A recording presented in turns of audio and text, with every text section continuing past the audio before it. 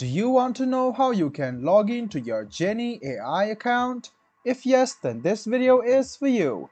Hello and welcome to AI Basics. It's your host back again with yet another interesting tutorial video. In this video, I'm going to teach you how you can log in to your Jenni AI account.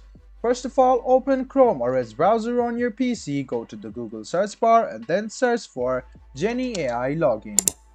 Click on the first link which appears on your screen. It will take you to the official page of Jenni AI, which will help you write essays, research paper and anything you ask it to write. Go ahead and click login, which you can see on the top right hand side of your screen, and it will take you to the official login portal of Jenni AI.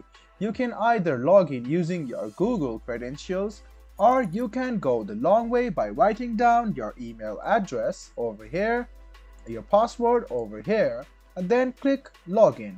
This way you can successfully log into your Jenni AI account.